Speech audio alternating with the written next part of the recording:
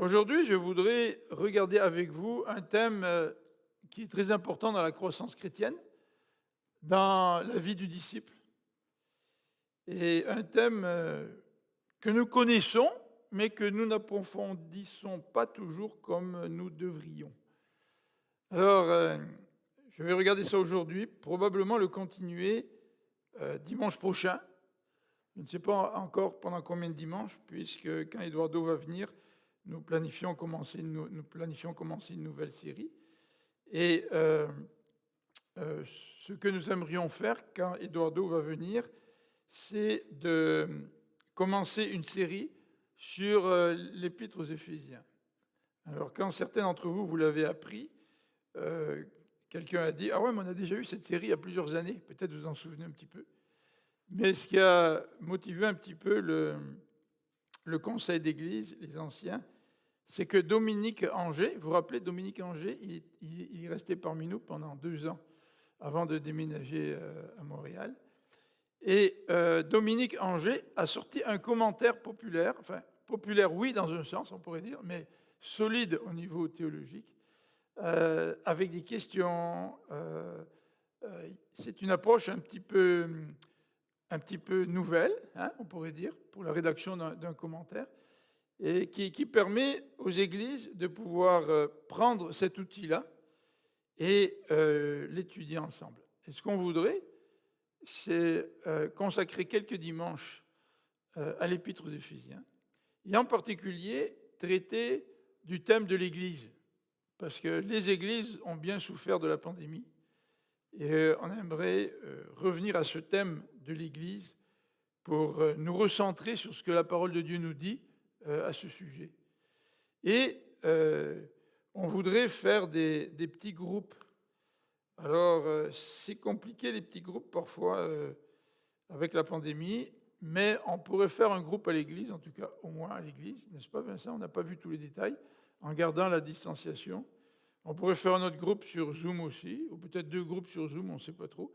On est en train de regarder ça.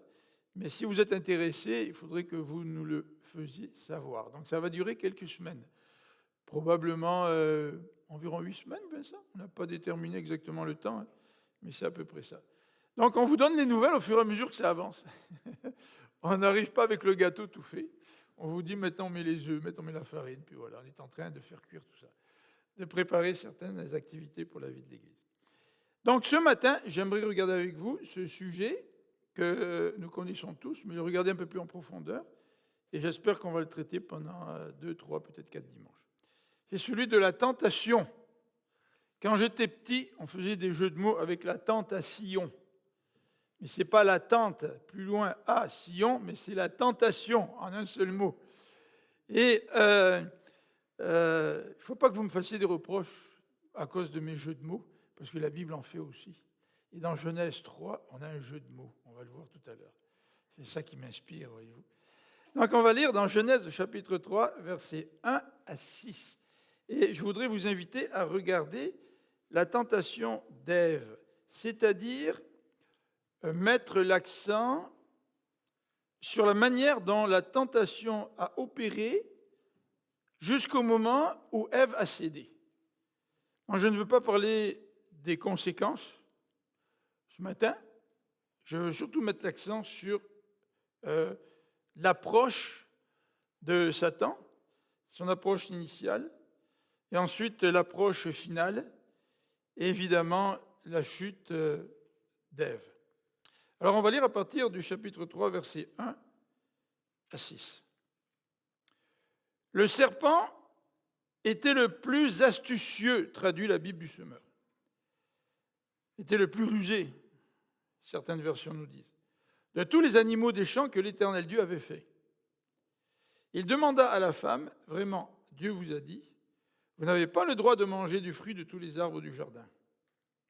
La femme répondit au serpent, nous mangeons des fruits des arbres du jardin. Mais celui qui est au milieu du jardin, Dieu a dit de ne pas manger de son fruit et de ne pas y toucher. Sinon, nous mourrons. Alors le serpent dit à la femme, mais pas du tout. Vous ne mourrez pas. Seulement Dieu sait que le jour où vous en mangerez, vos yeux s'ouvriront et vous serez comme Dieu, décidant vous-même ce qui est bien ou mal.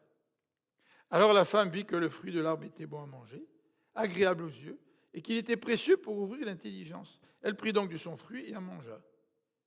Elle en donna aussi à son mari qui était avec elle, et il en mangea. Alors les yeux de tous les deux s'ouvrirent, et ils se rendirent compte qu'ils étaient nus. Ils se firent donc des pagnes en cousant ensemble des feuilles de figuier. On va prier ensemble. Seigneur notre Dieu, ce texte, nous le connaissons tous très bien. Mais aide-nous à être sensibles, ou davantage sensibles, au processus de la tentation pour pouvoir mieux lutter contre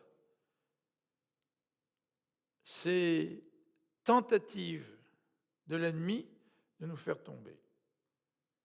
Ou même contre notre propre convoitise, parce que Jacques nous dit que lorsque nous péchons, nous sommes attirés par notre propre convoitise. Donc Seigneur, ouvre notre cœur, nous t'en prions. Et fais-nous ensemble réfléchir sur ce qui se passe dans notre vie lorsque nous sommes tentés. Au nom de Jésus, nous te prions. Amen.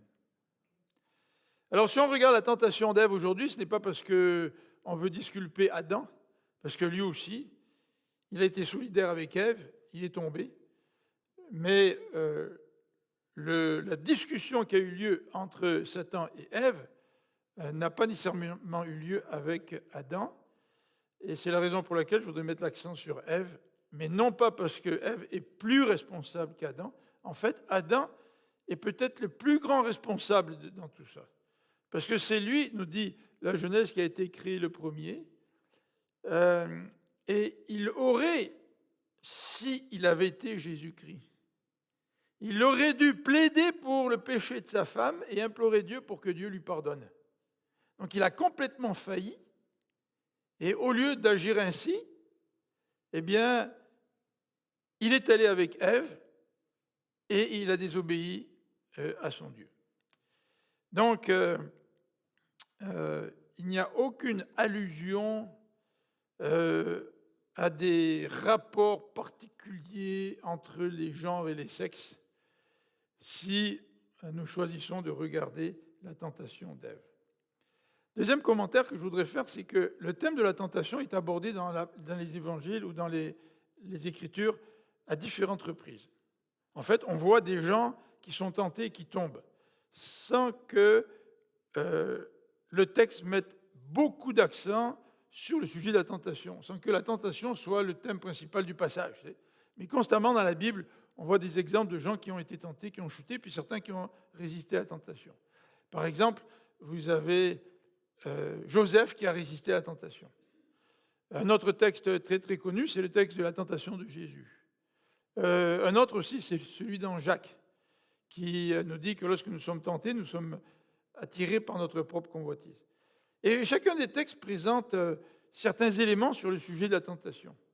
Donc ce que nous allons voir ce matin, ça représente un aspect de la tentation, mais il y a aussi d'autres éléments qui sont intéressants à considérer quand on veut étudier ce sujet et qui se retrouvent dans d'autres pages de la Bible. Alors je voudrais regarder avec vous l'approche initiale de Satan.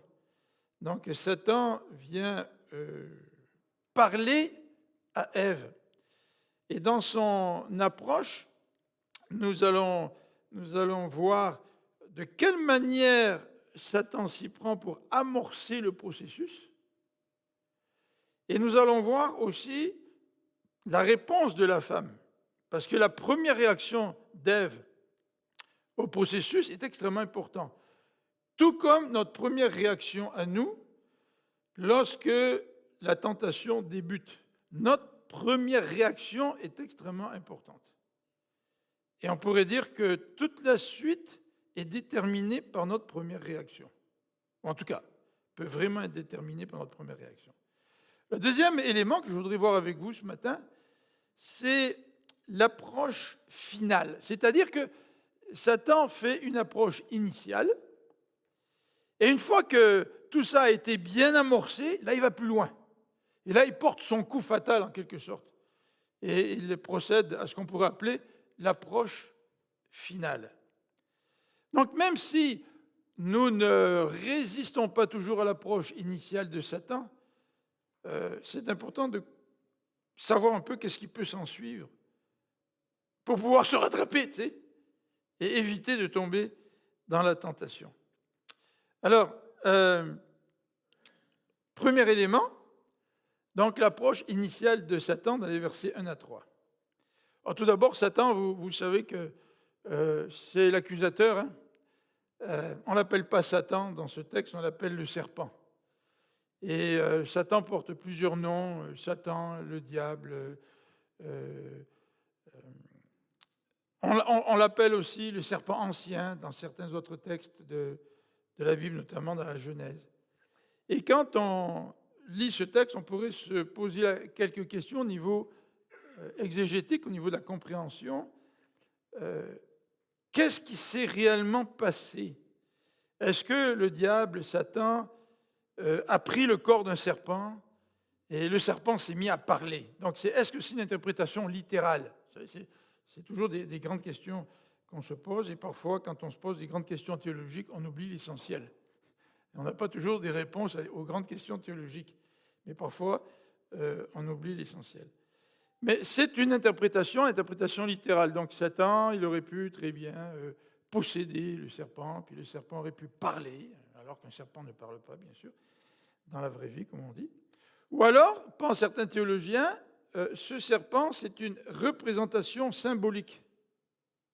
C'est-à-dire que la tentation a vraiment eu lieu, mais elle a été décrite de façon symbolique, mais c'est un événement historique.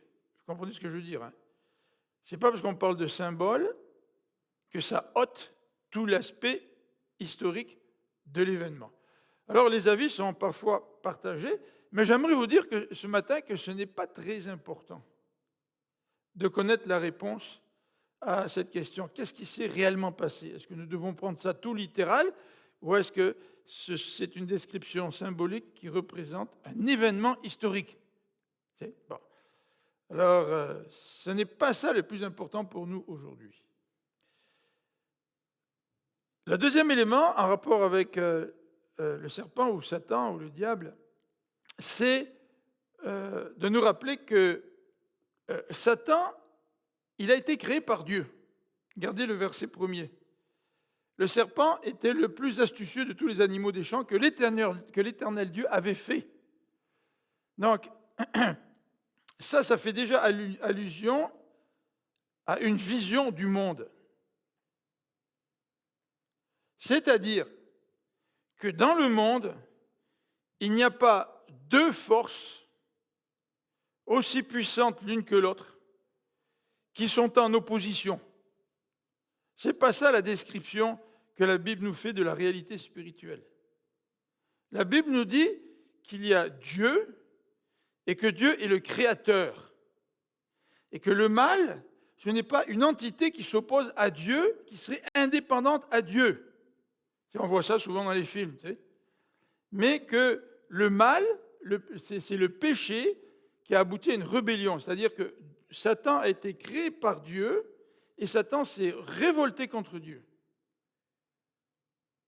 Ça, c'est l'explication du mal que la Bible nous donne.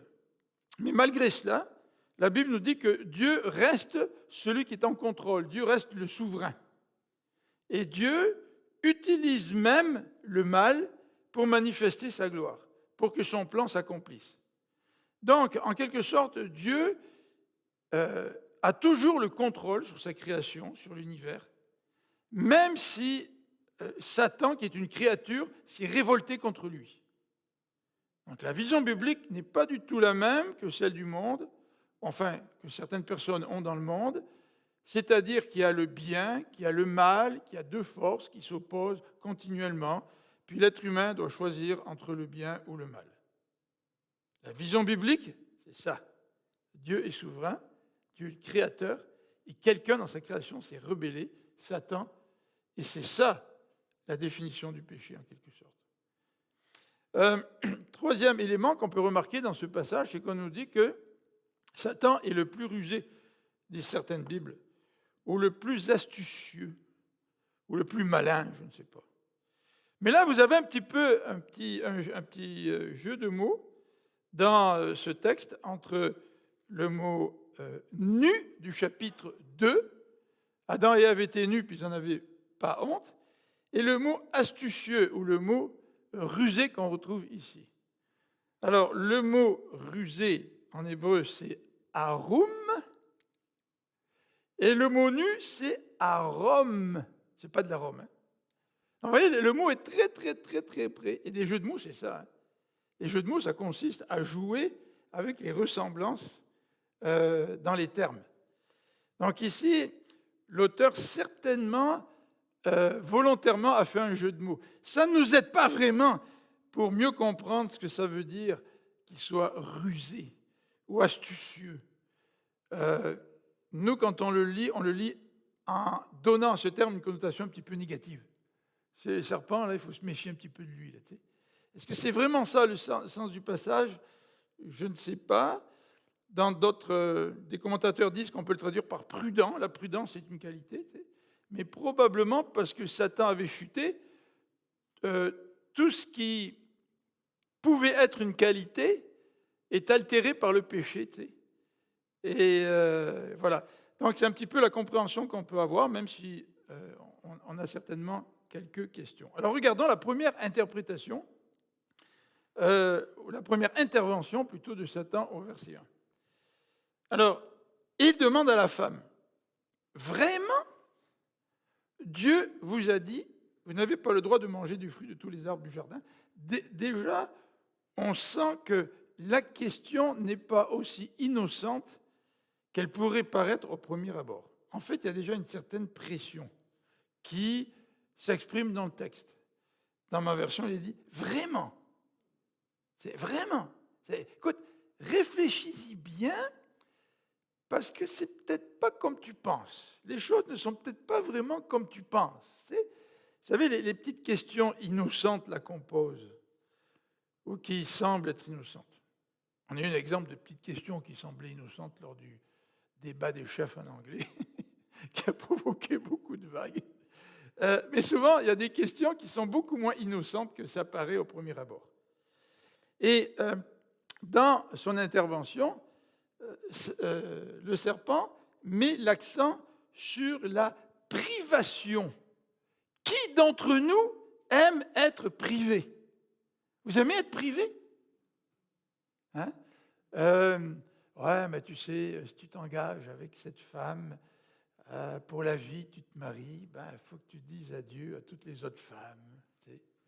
Donc on met l'accent sur tout ce qu'on n'aura pas, sans réaliser que choisir, ça consiste à laisser de côté certaines choses, et pas nécessairement à ton détriment, c'est pour ton bien. Mais on n'aime pas toujours être privé, n'est-ce pas? Et la tentation utilise parfois cet élément-là. Quand on a l'impression que nous sommes privés de quelque chose, que la tentation, si on y accède, va nous amener vers la liberté. On va pouvoir exprimer davantage notre liberté. Mais regardez par exemple ce que dit le chapitre 2, versets 16 et 17. Le chapitre 2, verset 16 nous dit « L'Éternel Dieu ordonna à l'homme, mange librement des fruits de tous les arbres du jardin. » Alors l'approche de Dieu n'est pas négative là. Elle est au contraire extrêmement positive. Il met devant Dieu devant Adam tous les privilèges qui sont les siens. Satan, lui, quand il arrive, il met l'accent sur la seule chose qu'on ne pourrait peut-être pas avoir. Ah, ça nous prive. Puis si tu l'avais, ça serait peut-être bien pour ton épanouissement. Tu sais. Et le texte continue au chapitre 2, au verset 17. Donc, mange librement des fruits de tous les arbres du jardin, sauf du fruit de l'arbre de la détermination du bien et du mal. De celui-là, n'en mange pas, car le jour où tu en mangeras, tu mourras. Ouais, mais Seigneur, je veux être libre. Ouais, mais si tu en manges, tu vas mourir. Donc, tu vois, pour ton bien, regarde tout ce que tu as devant toi, jouis de tout ce que tu as devant toi. C'est extraordinaire tout ce que Dieu met devant toi. Mais là, il ne faut pas que tu manges de cet arbre-là, autrement tu vas en mourir. Alors, vous voyez que l'approche de Genèse chapitre 2 est beaucoup plus positive que les paroles du serpent qui met l'accent sur la privation. Dans cette phrase qui semble innocente au premier abord, non seulement Satan met une pression en disant vraiment, mais il exagère. La tentation comporte toujours une exagération. Et c'est à nous à la détecter pour pouvoir résister à la tentation. C'est à nous à s'y attendre. Il faut s'attendre à cela. Regardez ce que dit le verset 1er. Vous n'avez pas le droit de manger du fruit de tous les arbres du jardin. Est-ce que Dieu a dit ça? Est-ce que Dieu a dit, vous ne devez pas manger du fruit de tous les arbres? Non, Dieu a dit, vous allez manger du fruit de tous les arbres, sauf un. Vous savez comment Satan, il sait jouer avec les mots, hein? Il sait nous embobiner.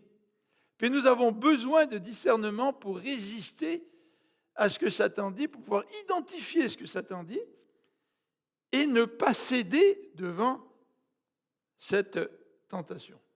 Alors regardons un petit peu la réponse de la femme. La réponse, excusez-moi, j'ai écrit de la femme, j'aurais dû dire la réponse d'Ève, parce que je ne veux surtout pas que vous croyiez que le blâme est mis sur Ève et non sur Adam, comme j'ai dit tout à l'heure. Tous les deux sont entièrement responsables de leur réaction à la tentation. Alors la femme, au verset 2, répond au serpent. Nous mangeons des fruits des arbres du jardin. Donc qu'est-ce qu'elle fait là? Elle est en train de corriger ce que Satan a dit. Satan a dit, écoute, vous n'avez pas le droit de manger du fruit de tous les arbres. Elle dit, non, tu ne dis pas les choses correctement là. On peut manger du fruit des arbres du jardin. Donc elle est en train de corriger ce que Satan vient de dire. Et c'est bien. C'est bien de corriger ce que la tentation veut nous faire croire, alors que ce n'est pas nécessairement vrai.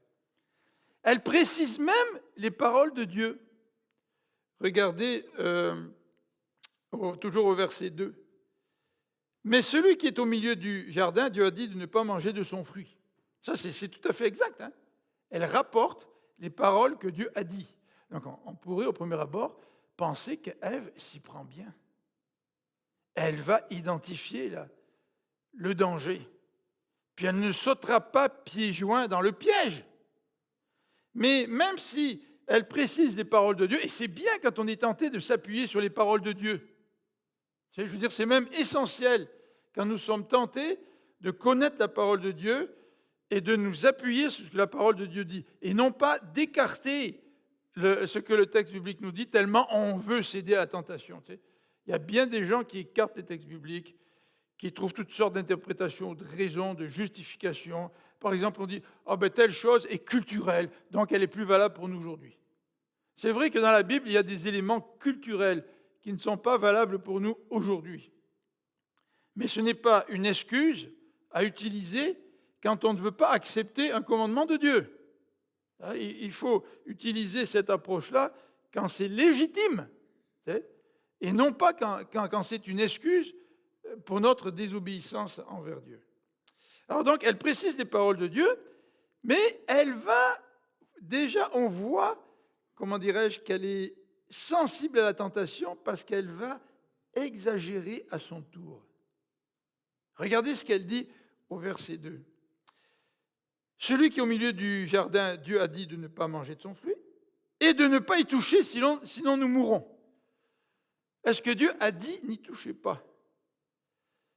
Est-ce que cette exagération ou cet ajout est une frustration de la part d'Ève? Certains théologiens croient cela. Carlson, dans une de ses prédications, avance cette idée-là, et qu'elle serait frustrée, alors que Dieu, dans le chapitre 2, a dit « Vous n'en mangerez pas », mais il n'a pas dit « Tu n'y toucheras pas ». Il a dit « Vous n'en mangerez pas ». Alors pourquoi il y a cette différence? Vous savez que la Bible dit que toute parole est inspirée de Dieu. Donc pourquoi il y a une différence? Pourquoi elle dit « Dieu nous a dit de ne pas y toucher, sinon on meurt ». Alors que Dieu a dit « N'en mange pas, sinon tu vas mourir ». Alors s'agit-il d'une frustration? Et Carlson ajoute, au lieu d'être offusqué. Parce que la réaction qu'aurait dû avoir Ève, même si elle corrige l'exagération du serpent, même si elle précise les paroles de Dieu, elle aurait dû être offusquée de la tentative de Satan de l'amener dans le péché, dans la désobéissance, dans la rébellion. Alors, si vous aviez été offusqué, disons que vous êtes à la place d'Ève, et que là, vous êtes offusqué, puis vous voulez exprimer ce que vous ressentez, c'est-à-dire, comment ça se fait, toi, le serpent, tu remets en question ce que Dieu a dit, qu'est-ce que vous auriez dit au serpent? Peut-être que vous auriez dit au serpent, mais écoute là, Dieu nous a donné à manger de tous les arbres, il a fait de nous les régents de la terre, et puis on est en communion avec Dieu, une communion parfaite, là, tu sais. Ce que tu me dis là, c'est une remise en question des paroles de Dieu, c'est un encouragement à me révolter contre lui, c'est inacceptable, je ne veux rien savoir de toi. Ça aurait été la réaction, disons, la plus normale. Mais ce n'est pas ce qu'elle a fait. Alors Satan se dit, il y a peut-être une porte ouverte là. Elle n'a pas l'air de réagir trop fortement par rapport à ce que je lui dis. Donc, je vais m'avancer un petit peu plus loin. Alors, avant de regarder l'approche finale de Satan, faisons quand même une petite réflexion en nous-mêmes. Est-ce que ça vous arrive quand vous êtes tenté de considérer cette tentation de façon un petit peu superficielle? Vous savez, un petit peu comme cette question là, qui semble innocente du diable, tu sais. Ouais, c'est pas si grave que ça, là, tu sais. Est-ce que ça vous arrive de flirter un petit peu avec cette idée de tentation, au lieu de vous offusquer et de tout de suite vous positionner et dire non, je ne veux pas aller dans cette direction-là, parce que moi, je veux être fidèle à Dieu. Le Seigneur, il est mort à la croix pour moi, il a payé un grand prix, et moi, je ne veux pas mépriser le sacrifice de Jésus-Christ en laissant une petite porte ouverte, en flirtant un petit peu avec la tentation. Est-ce que vous êtes sensible à la privation? Ouais, mais tu sais, ce gars-là, il t'aime, là, tu sais. Puis tu as tellement voulu trouver quelqu'un qui t'aime, avec qui tu pourras passer ta vie, puis regarde, à tes célibataires. Puis tu ne peux pas vivre une relation avec l'âme sœur. Regarde ce qui te manque. Tu sais, ce sentiment de privation, là, qui donne du gaz à la tentation, là. Vous savez, le Seigneur a accepté une vie de privation. Mais ce n'est pas la privation qu'il a acceptée qui a fait de lui quelqu'un d'ouvert à la tentation. Il a accepté de se priver de la gloire qu'il avait quand il s'est incarné sur la terre. Il a accepté même de se priver de sa propre vie pour mourir sur la croix pour nous. Ne croyons pas le mensonge qui consiste à dire « parce que tu es privé de quelque chose, ça justifie de tomber dans la tentation pour pouvoir obtenir ce que tu n'as pas. » Quand vous êtes tenté, est-ce que vous tordez un petit peu le sens des Écritures, comme on l'a dit tout à l'heure? Ou est-ce que vous effacez certains passages qui vous semblent trop pertinents, qui vous remettraient trop en question? Alors regardons maintenant l'approche finale de Satan. L'approche finale de Satan. Alors, des fois, je me relis, puis le dimanche matin, même si je me suis relu à la maison, puis je me dis, pourquoi j'ai écrit ça là? J'ai marqué, le serpent est encouragé. Ah oui, je sais pourquoi Philippe a pensé ça. C'est parce qu'après la première tentative, après sa première tentative, il voit qu'il y a une porte ouverte, donc il est encouragé à aller un peu plus loin, Satan. Et le serpent, au verset 4, prend la parole. Le serpent dit à la femme, mais pas du tout. Vous ne mourrez pas. Il y a des oppositions dans le texte. Vous savez, quand Dieu dit « si tu manges de l'arbre, tu mourras ». Bon, dans le texte original, c'est très fort. C'est marqué « tu mourras certainement ». C'est extrêmement fort, là. Donc la parole de Dieu, elle n'est pas diluée. Mais pour contrer une parole qui est forte, il faut une autre parole forte. Donc Satan, il arrive au verset 4 avec une parole forte. Mais pas du tout. Ça, c'est vraiment là une confrontation entre ce que dit le serpent et ce que dit Dieu. Là. Puis c'est une confrontation de paroles exclusives, là, de fortes paroles. Là, tu sais. Il dit pas du tout. Vous ne mourrez pas. Seulement, Dieu sait bien que le jour où vous en mangerez, vos yeux s'ouvriront et vous serez comme Dieu, décidant vous-même de ce qui est bien ou mal. Il contredit directement la parole de Dieu. Et quelle est cette parole qui contredit? C'est la parole qui dit qu'il va y avoir un jugement. Ce n'est pas la première fois que des hommes contredisent directement cette idée de jugement. Ah non, il n'y a pas de jugement. Après la mort, de toute manière, tout redevient néant. Ah, il n'y a pas de jugement. Ah, il n'y a pas de justice alors s'il n'y a pas de jugement. Qui va juger Hitler? Qui va juger Staline pour les 20 millions de morts? Qui va juger les despotes ou les abuseurs? Si après la mort, il n'y a plus rien. De toute manière, si après la mort, il n'y a plus rien, tu peux abuser de ton frère ou ta sœur. De toute façon, essaie de bien manœuvrer pour ne pas trop te faire prendre par les lois de ton pays. Mais vous savez comment c'est, on peut, quand on a de l'argent, on a certains moyens, on peut passer au travers des lois, au travers du système. Donc, s'il n'y a pas de justice, ben vas-y, profites-en. Et ce sont les valeurs de bien des gens aujourd'hui, qui croient ou qui pensent qu'il n'y a pas de justice et qui veulent profiter des autres, des uns et des autres, même si c'est au détriment de son prochain. Donc ce n'est pas la première fois que l'homme contredit la parole de Dieu en disant « il n'y a pas de jugement ». Il y a eu une controverse il y a quelques années en disant « il n'y a pas d'enfer ». Si Dieu est un Dieu d'amour, il n'y a pas d'enfer. Oui, mais pense-y 2 fois là. S'il n'y a pas d'enfer, c'est qu'il n'y a pas de jugement, il n'y a pas de justice. Et arrêtons de nous focaliser sur cette image du feu qui brûle qu'on a employée pour décrire la souffrance de la séparation d'avec Dieu, parce que l'enfer, au-delà de l'image, c'est la séparation d'avec Dieu. L'enfer, c'est d'être jugé par Dieu au point où Dieu te dit « tu vas être séparé de moi pour l'éternité ». C'est ça l'enfer, avec toutes les conséquences que ça entraîne. D'être séparé d'un Dieu d'amour pour l'éternité. Alors, il contredit donc la parole de Dieu. Non, non, tu ne mourras pas, il n'y a pas de jugement. Dieu te fait croire des bêtises. Tu sais. Et il prête à Dieu des mauvais motifs. Dieu sait.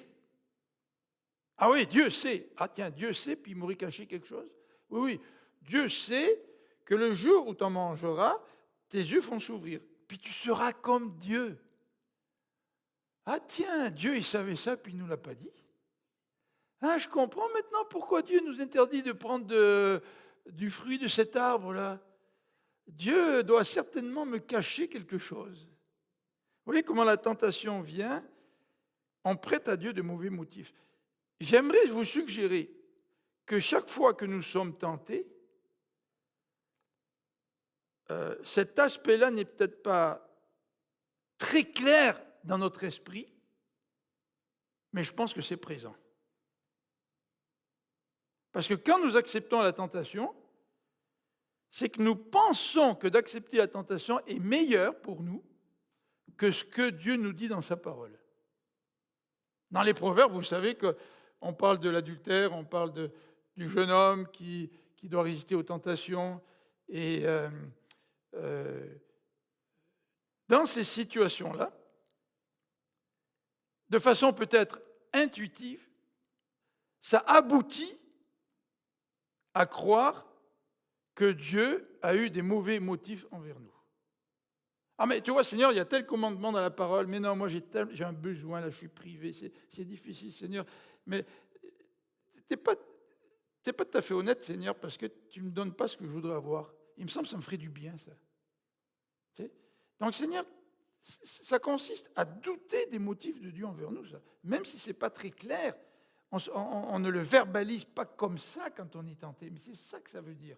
Quand je cède à la tentation, c'est que je présuppose, même sans le verbaliser, que Dieu a des mauvais motifs envers moi. C'est pour ça qu'il me prive.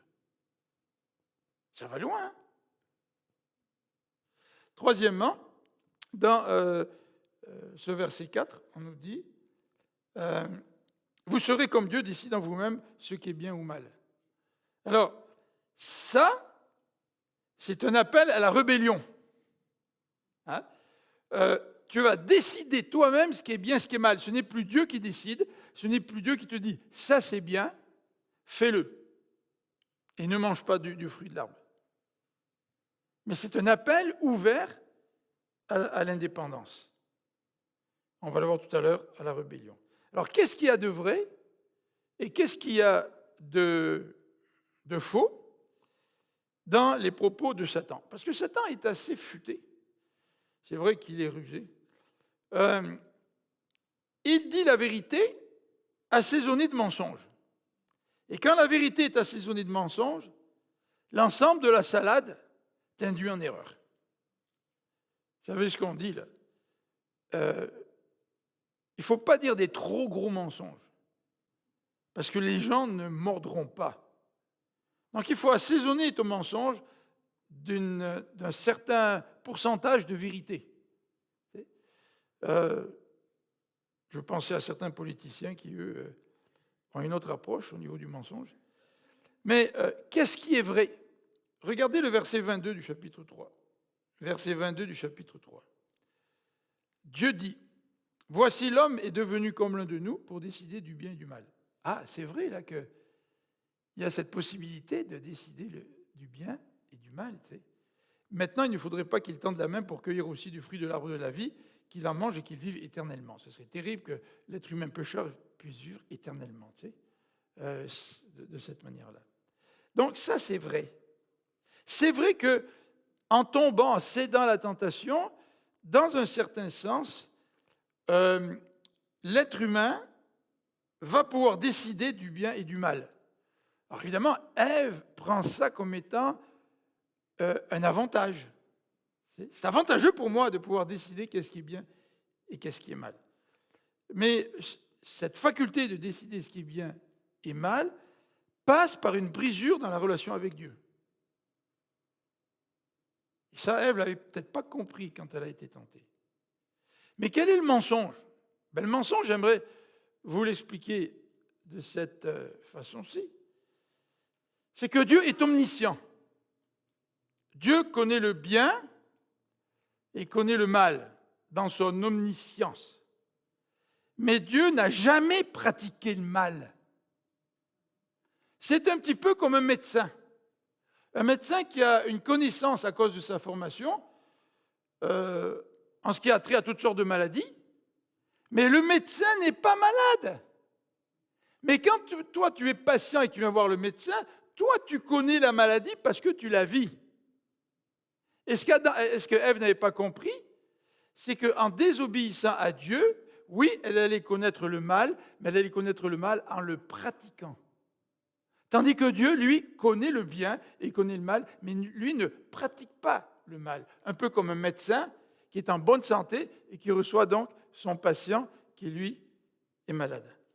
Donc, comme je l'ai dit tout à l'heure, c'est un mélange de vérité puis de mensonge pour faire mieux passer la pilule, et c'est une invitation ouverte à la rébellion.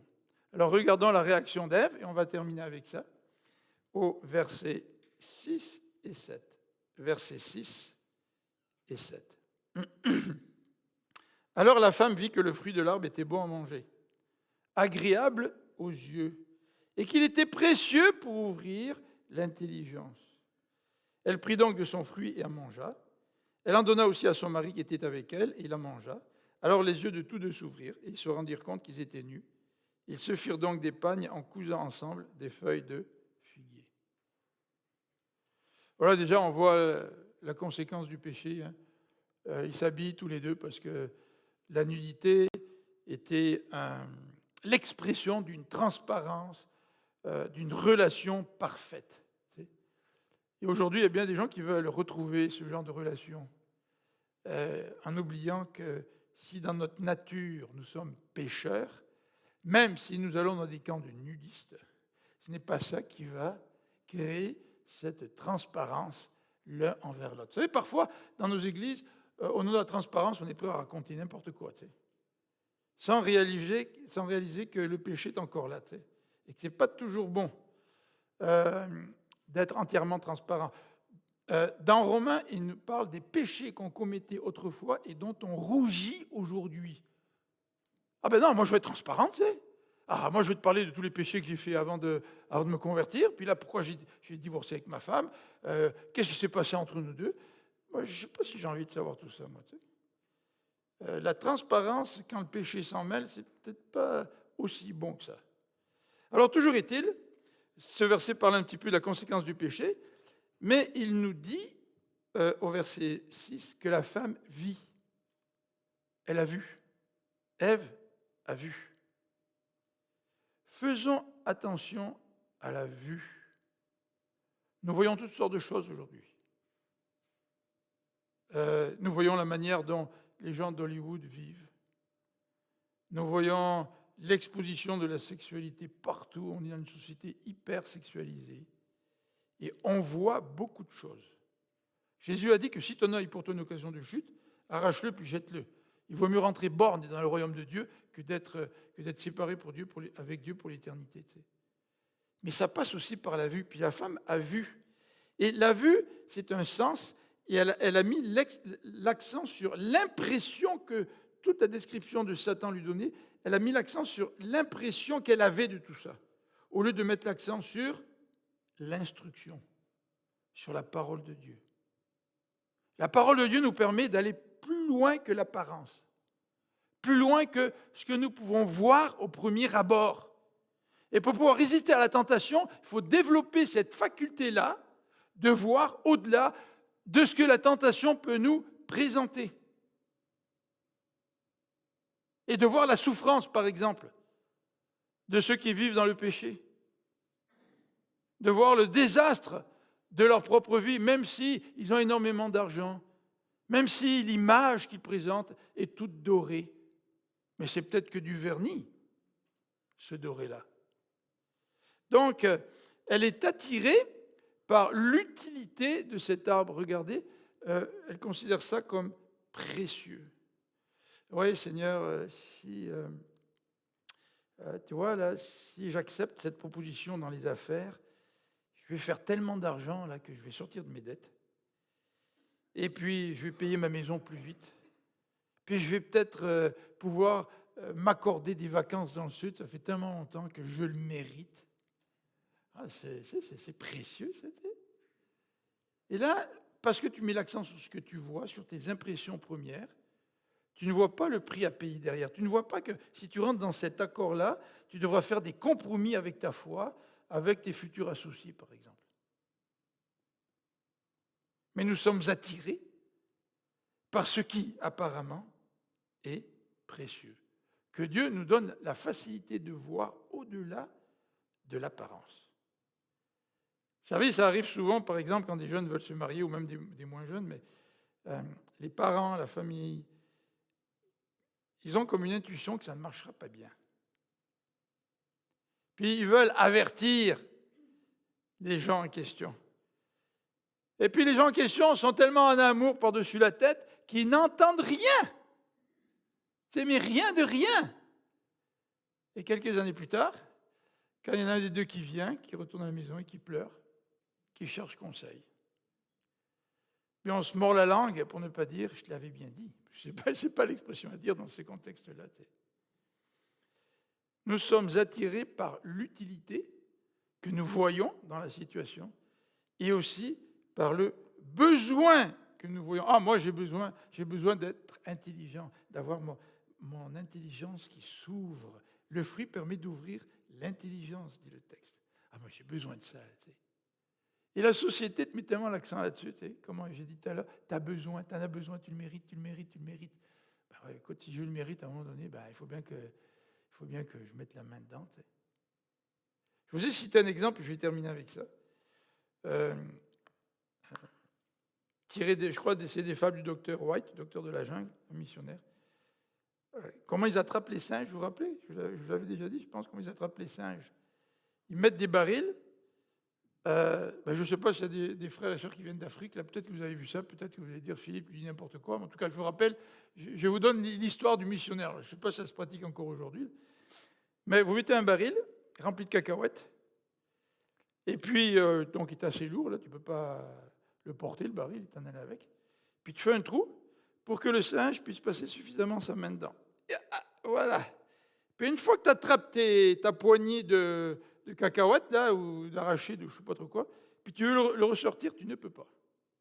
Parce que ta main, elle est beaucoup plus grosse, remplie de ce que tu veux attraper. Et il paraît que le chasseur arrive, et puis il peut attraper le singe sans aucun problème. L'animal n'a pas cette idée de lâcher prise afin de pouvoir donc diminuer la grosseur de la main et de nouveau de pouvoir sortir sa main. Tu peux la sortir comme ça, mais quand elle est comme ça, tu ne peux pas la sortir. Et la tentation, elle nous fait miroiter ce que la main peut saisir. Mais elle veut rester silencieuse sur les conséquences de la tentation. Et surtout sur le moyen d'en sortir. Et pour en sortir, il faut accepter la privation. Pour en sortir, il ne faut pas chercher à satisfaire d'abord nos besoins. Pour en sortir, il ne faut pas mettre en doute la parole de Dieu. Pour en sortir, il nous faut rejeter tout de suite la tentation quand elle arrive et non pas laisser la porte ouverte pour que la tentation devienne plus forte et finisse par nous faire tomber. On va prier. Et j'aimerais vous demander, dans votre propre vie, puis ce serait peut-être un bon exercice à faire, malheureusement, on ne peut pas le faire en petit groupe, là. Mais est-ce que vous pouvez réfléchir au moment où vous êtes tenté et voir dans quelle mesure vous pouvez appliquer ce qu'on vient de voir ce matin? Peut-être que vous avez besoin de l'aide de frères et sœurs, hein, parce qu'on n'a pas toujours le discernement qu'il faut. Hein. On a besoin de quelqu'un d'autre aussi, qui a une façon plus claire ou qui a plus de recul face à ce que tu vis et qui peut t'aider pour lutter contre la tentation. C'est pour ça que les frères et sœurs sont utiles. Si vous êtes pris par un péché, vous n'arrivez pas à vous en débarrasser, demandez de l'aide à des frères et sœurs qui ont de la maturité dans la vie chrétienne. Ils vont vous aider. Parce qu'avoir du discernement, c'est parfois difficile devant tous les mensonges, le dédale qui est devant nous, la pagaille causée par le péché qui est devant nous, c'est parfois difficile d'y voir clair. Mais que le Saint-Esprit nous éclaire, vous et moi, cette semaine, je nous laisse un défi. Regardons quand nous sommes tentés de voir ce qui se passe en nous. Essayons de voir notre façon de penser, essayons de voir le sérieux que nous accordons à la parole de Dieu ou le manque de sérieux. Essayons d'analyser un petit peu le processus pour dire au Seigneur, Seigneur, j'ai besoin que tu m'aides à vaincre la tentation. Et si vous avez des questions, n'hésitez pas, vous pouvez soit m'appeler ou parler à d'autres anciens d'église qui peuvent vous aider aussi dans ce domaine. Prions ensemble. Seigneur notre Dieu, merci pour ta parole. Merci parce que tu nous aimes. Et merci parce que tu nous montres le chemin. Mais quel chemin, Seigneur? Le chemin de la vie. Le chemin de l'épanouissement. Et Seigneur, c'est vrai que si je veux marcher sur ce chemin-là, ça signifie que je laisse de côté d'autres chemins. Et pour nous, ce n'est pas une privation, au contraire. C'est un privilège. Même si le chemin est étroit, c'est un privilège parce que c'est le chemin de la vie. Seigneur, loin de nous cette idée de vouloir profiter des autres chemins plus larges, parce que nous savons où ils conduisent. Garde-nous, Seigneur, de la tentation. Ne nous induis pas en tentation, comme dit Jésus. Amen. Je vous invite à remettre vos masques et à venir, à vous lever pour chanter. J'ai demandé à Eric et à Chad de bien vouloir venir nous conduire dans ces deux nouveaux chants. Donc on les reprend